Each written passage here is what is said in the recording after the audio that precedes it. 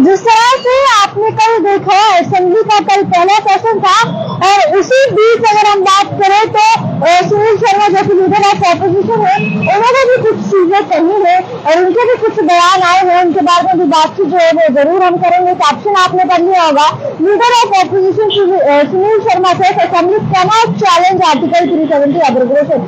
उनका कहना है कि असेंबली जो है वो अगर हम बात करें 370 की धारा 370 की अगर हम बात करें उसे चैलेंज जो है वो नहीं दे सकती है। पूरी खबर को अगर मैं आपको विस्तार से बता दूं तो आपको बता दें लीडर ऑफ ऑपोजिशन और साथ ही साथ भारतीय जनता पार्टी के बीजेपी के जो लीडर है सुनील शर्मा, उन्होंने मंडे को कहा कि जो असेंबली है, असेंबली के पास कोई पावर नहीं है कि वो धारा 370 को जो है वो चैलेंज कर सके।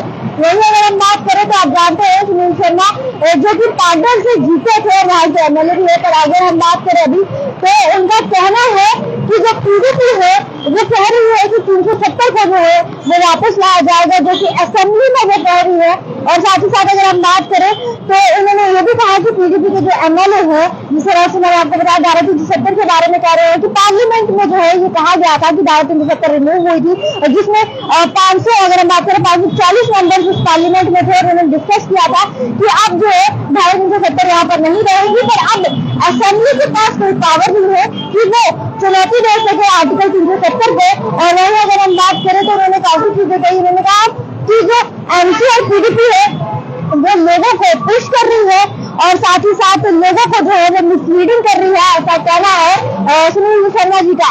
उनका कहना है कि पीडीपी और एमसी की अगर हम बात करें तो वो जो यूथ है, जो अभी का यूथ है, उन्हें जो है वो गुमराह कर रही है कहीं ना कहीं धारा 370 का नाम लेकर। काफी चीजें उन्होंने ये भी कही। उन्होंने कहा कि प्रधानमंत्री नरेंद्र मोदी की अगर हम बात करें तो वो भी बेसिक जितने भी मुद्दे उनके बारे में बात करें, पर ये पार्टी जो है वो बार बार जो यूथ है उसे जो है वो गुमराह करने की कोशिश कर रही है, पहले भी करती आई है और अब भी जो है वो कोशिश कर रही है।